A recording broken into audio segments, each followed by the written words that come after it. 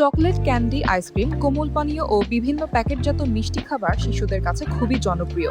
অনেক অভিভাবকও শিশুদের টিফিন বা নাশতায় এসব খাবার দিয়ে থাকেন। তবে পুষ্টিবিদ ও স্বাস্থ্য বিশেষজ্ঞরা বলছেন, অতিরিক্ত চিনি শিশুর শারীরিক বিকাশ ও দীর্ঘমেয়াদী স্বাস্থ্যের জন্য ক্ষতিকর হতে পারে। ছোটবেলা থেকেই বেশি মিষ্টি খাওয়ানোর অভ্যাস তৈরি হলে ভবিষ্যতে স্থূলতা, ডায়াবেটিস ও হৃদরোগের মতো জটিল সমস্যার ঝুঁকি বাড়ে। বিশ্ব স্বাস্থ্য সংস্থা জানিয়েছে, দৈনিক মোট ক্যালোরি 10% কম এবং আরো ভালো ফলের জন্য 5%-এর নিচে ফ্রি সুগার রাখা উচিত।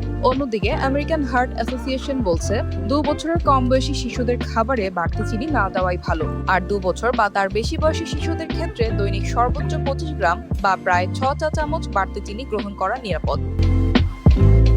বিশেষজ্ঞদের মতে, কোমল পানীয়, প্যাকেটজাত juice, chocolate, candy, cake, biscuit, ice cream, ফ্লেভারযুক্ত দই ও বিভিন্ন প্রক্রিয়াজাত খাবারে লুকিয়ে থাকে অতিরিক্ত চিনি। তাই অভিভাবকদের এসব খাবার সীমিত রেখে শিশুদের ফল, বাদাম, ঘরে তৈরি স্বাস্থ্যকর খাবার ও পর্যাপ্ত পানি পান করার অভ্যাস গড়ে তোলার পরামর্শ দেওয়া হয়েছে। ছোটবেলা থেকেই পরিমিত চিনি গ্রহণ ও সুষম খাদ্যাভ্যাস নিশ্চিত করতে পারলে শিশুরা ভবিষ্যতে আরো সুস্থ ও স্বাভাবিক জীবনযাপন করতে পারবে।